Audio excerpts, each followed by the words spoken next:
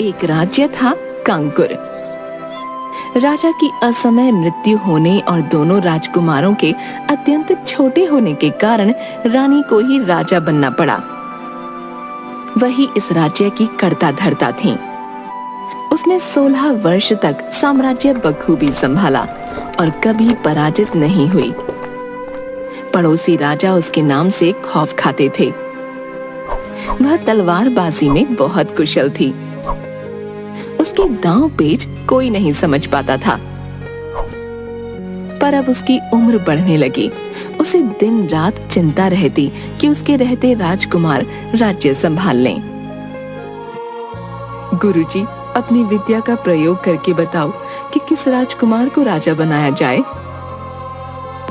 महारानी, आपके तीनों बेटों में से। गुरुजी, आपको कितनी बार कहा है, हमारे 3 नहीं 2 कुमार हैं। ये बार बार तीसरा कहाँ से आ जाता है?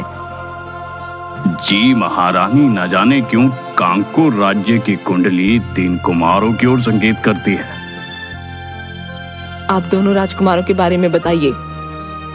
इन दोनों कुमारों के पास ही राजा बनने की क्षमता नहीं है।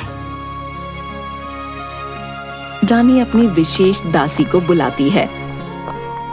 रात को मैं तुम्हारे साथ दासी के वेश में कुमारों को देखने चलूंगी। महारानी, आपको वेश बदलने की क्या आवश्यकता है? जितना कहा है उतना करो, और हाँ, ये बात किसी को पता न चले।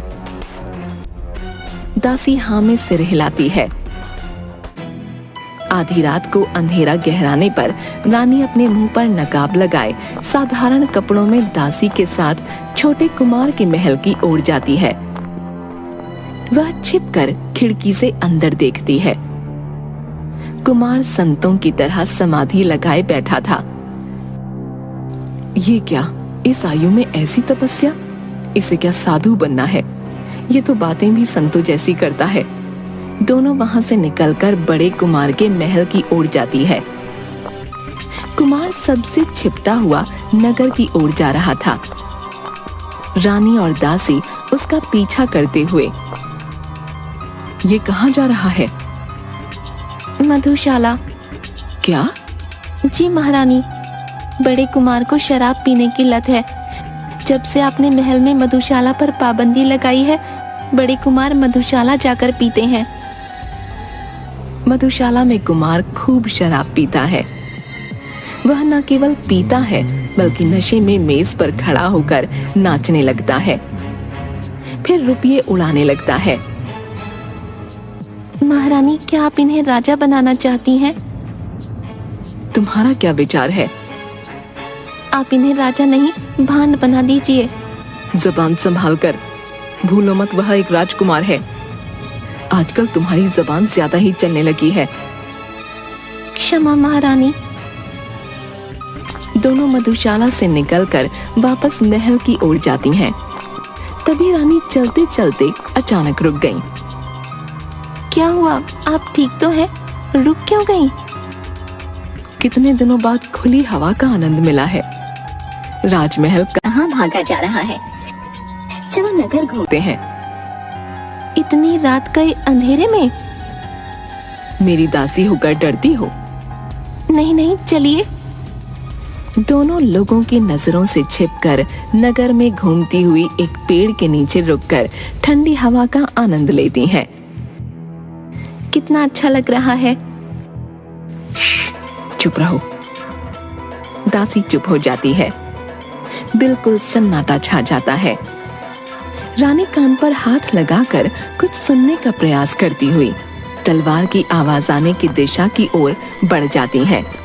दासी उसके पीछे चलती है। दोनों देखते हैं कि मैदान में एक नवयुवक तलवार चलाने का अभ्यास कर रहा था। दोनों छिपकर उसे देखने लगीं। उसकी तलवारबाजी देखकर रानी से रहा नहीं गया और उसने युवक के दाईं ओर पड़ी 2 अतिरिक्त तलवारों में से एक उठा ली।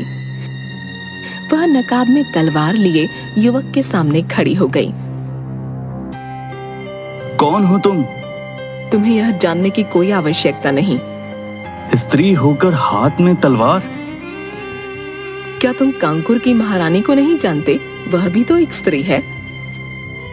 युवक उसकी बातें सुनकर हंसने लगता है। चलो मुकाबला करो। क्षमा, मैं स्त्रियों पर वार नहीं करता। वार नहीं करते या डर गए कि एक स्त्री से हार जाओगे? चलो तुम्हारी गलतफहमी मैं अभी दूर कर देता हूँ। दोनों तलवार से एक दूसरे पर वार करते हैं। रानी तलवारबाजी में युवक पर भारी पड़ती है। युवक उसकी वार देखकर हैरान हो जाता है। तभी रानी ने इतनी शक्ति से युवक की तलवार पर वार किया कि वह उसके हाथ से छूटकर नीचे गिर गई। रानी ने हंसकर अपनी तलवार धरती में गाड़ दी और वहां से चली गई। रास्ते में दासी रानी से कहती है, बहुत खूब महारानी, आपकी तलवार का सामना संसार का कोई व्यक्ति नहीं कर सकता। ऐसे थोड़े मैं कांकुर की महारानी हूँ। आपके वारों को वह युवक समझ ही नहीं पाया। उसका तो चेहरा ही देखने लायक हो गया था। बेचारा, वह क्या जाने किसके साथ मुकाबला कर रहा था। पर मानना पड़ेगा उसे, वो भी कम नहीं था। उसकी तलवारबाजी ने मुझे भी असमंजस में डाल दिया था। पर आपके सामने कोई नहीं टिक सकता। तलवारबाजी, तलवारबाजी, मैं कुछ समझी नहीं। तलवारबाजी जल्दी समझ आ जाएगा। अगले दिन पूरे नगर में घोषणा की गई कि 2 दिन बाद राजमहल में तलवारबाजी है, जिसमें महारानी स्वयं भाग लेंगी और जो भी कोई उनका सामना करना चाहे आ सकता है। महल का मैदान मंत्रियों एवं सेवकों से भरा था। पहले बड़े राजकुमार ने रानी का सामना किया। वह रानी पर पूरी शक्ति से तलवार के वार कर रहा था। रानी ने उछलकर तलवार घुमाकर उसकी दाईं भुजा पर मारी तो वह जोर से चिल्लाया, तुमने हाथ क्यों नहीं हटाया? ऐसे युद्ध में शत्रु का सामना कैसे करोगे? फिर वह उसकी भुजा पर कपड़ा बांधती है। माँ, मैं आपका सामना नहीं कर सकता। मुझे तो रक्त देखकर ही डर लगता है। ठीक है मेरे नाजुक बेटे। रानी बड़े कुमार को खड़ा करती है। क्या कोई और व्यक्ति महारानी से मुकाबला करना चाहता है? अचानक एक नव युवक हाथ ऊपर करता हुआ आगे आता है। मैं करना चाहता हूँ मुकाबला। ये तो वही रात वाला युवक है। दोनों तलवारबाजी करते हैं। एक दूसरे पर वार करते हुए बातचीत होती है। राज्य का सेनापति बनोगे? नहीं, मेरा कांकुर का राजा बनने की अभिलाषा है। संभल कर युवक, मारे जाओगे। यह अधिकार केवल राजकुमारों का है। कहते हुए रानी उसके पैर पर तलवार से वार करती है, किंतु वह तेजी से पैर हटा लेता है। आप स्वयं सोचिए, आपका सामना केवल आपका अपना खून ही कर सकता है। क्या कह रहे हो? मैं आपका ही बेटा हूँ। मैं जानता हूँ कि कल रात आप ही थी। मुझे केवल मेरी माँ ही हरा सकती है। चुप बदजुबान, मेरे केवल 2 कुमार हैं। वे दोनों तो बड़ी रानी के हैं। आपका अपना खून मैं हूँ। मेरा पुत्र मरा हुआ पैदा हुआ था। तो मैं कौन हूँ?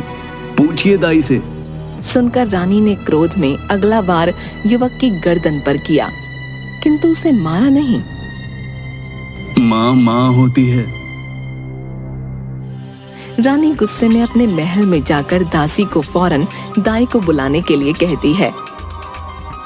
रानी का गुस्सा देखकर दासी ने कुछ नहीं पूछा, चुपचाप चली गई। थोड़ी देर बाद एक बूढ़ी दाई रानी के महल में आई। रानी ने बिना कुछ कहे सीधे तलवार उसकी गर्दन पर रख दी। अगर सच्चाई नहीं बताई तो आज तुम नहीं बचोगी। कौन सी सच्चाई? सच बता, क्या मेरा बच्चा मरा हुआ जन्मा था? सुनकर दाई जोर से रोने लगी। चुप, सुना नहीं महारानी ने क्या कहा? सच बता। आपने एक स्वस्थ बालक को जन्म दिया था। मैंने तो बस बड़ी रानी का कहना माना। वो चाहती थी कि महाराज के बाद राजा उन्हीं का बेटा बने, इसलिए मुझे झूठ कहना पड़ा। मैंने एक मरे हुए बच्चे को आपका बेटा बना दिया था। मेरा बेटा कहाँ है? वो तो गांव के एक निसंतान ग्वाले को दे दिया था। इसके साथ जाओ, कुछ भी करके मेरा बेटा ढूंढ कर लाओ। दासी और दाई दोनों चली जाती हैं। कुछ दिनों बाद दासी रानी के कान में कुछ कहती है। रानी हाँ में सिर हिलाती है और उसके बाद वही युवक अंदर आकर रानी के पैर छूता है। रानी उसे उठाते हुए, मेरा होनहार बेटा। उसके बाद दोनों कुमारों और युवक को आमने सामने बैठाकर रानी उन्हें कहती है, राजकुमारों, तुम तीनों सच्चाई जान चुके हो, इसलिए लड़ने के बजाय आपस में सलाह करके बताओ कि राजा कौन बनेगा। क्षमा माँ, मैं राजा नहीं बनना चाहता। आप इसे बना दीजिए, मुझे कोई आपत्ति नहीं। मुझे भी कोई आपत्ति नहीं। सच में कोई आपत्ति नहीं? जी माँ, बस मेरा महाभार तय कर दीजिए और सभी राजसी सुविधाएं।